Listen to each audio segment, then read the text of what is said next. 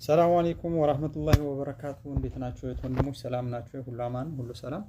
የሆነ ሀሳብ መስጠት ፈልጌ ነው። በተለይ አገራችን ላይ አገር የኢትዮጵያ አገር ውስጥ ሆናችሁ ስደትን መውጣት ላሰባችሁ እህትና ወንድሞች ከምንም በላይ ቅድሚያ ማሰብ ያለባችሁ ስትወጡ ምን ይዘን ነው የምንወጣው የሚለውን ነገር ማሰብ መቻል አለባችሁ። ለምን ስደት ወጥተን ወደ ሀገር ምን ይዤ እመለሳለሁ የሚለው እንዳለ ሆኖ ማለት ነው።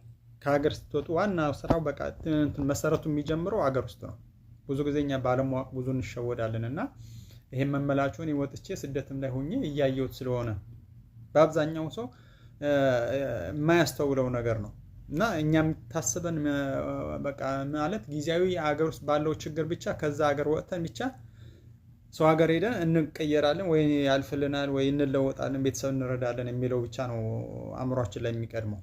ግን ቅድሚያ ግን ሁሉንም ስራ እንደ መሰረት አድርገን መያዝና መውጣት ያለብን ሀገር ውስጥ ነው።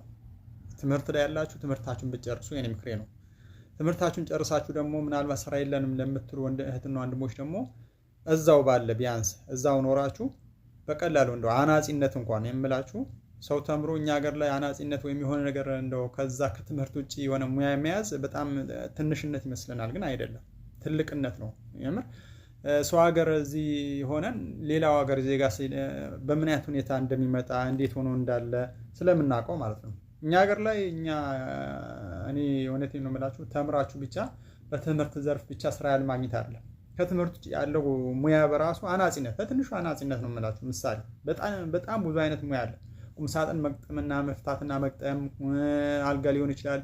ሰው ሀገር ላይ ስትመጡ እነዚህ ቢዝነስ ናቸው በሙያ ደረጃ እና ብዙ ጊዜ ሰው ሀገር እኛ አሁን እዚህ ሀገር ሆነን የምናያቸው ሌላው ሀገር ዜጋ ሙያቸው እጅግ በጣም ከፍ ያለ ነው። በተማሩበት ዘርፍ እንኳን ሙያ ስራ መስራት ባይችሉ እንኳን የተለያየ ሌላ አይነት ሙያ ስለሚኖራቸው በየትኛውም የስራ ዘርፍ በቃ ስራ አያጡም እና ወጥቶ መግባት ይችላሉ። ሰርተው መለወጥ የሚችሉ ናቸው በአብዛኛው ማለት ነው። እኛ ሀገር ላይ ብዙ ጊዜ ተምረን የሆነ ስራ ካልያዝን ሞራላይዝድ እንሆናለን። ሞራላችን በጣም የወረደ ይሆናል ነው አይደለም?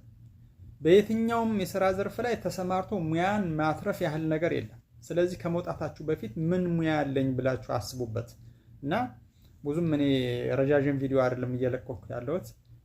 ቻናሉም አዲስ ነው። ለቻናሉ አዲስ ከሆናችሁ ሰብስክራይብ አድርጉ እና በዚህ ሀሳብ በሌላ ጊዜ ተመልሼ እመጣበታለሁ። ግን ስትወጡ ሀገር ላይ የሆነ አይነት ሙያ ቢኖራችሁ ወደ ከሀገር ለመውጣት ስታስቡ የሚወጣው ብር ከፍተኛ ነው።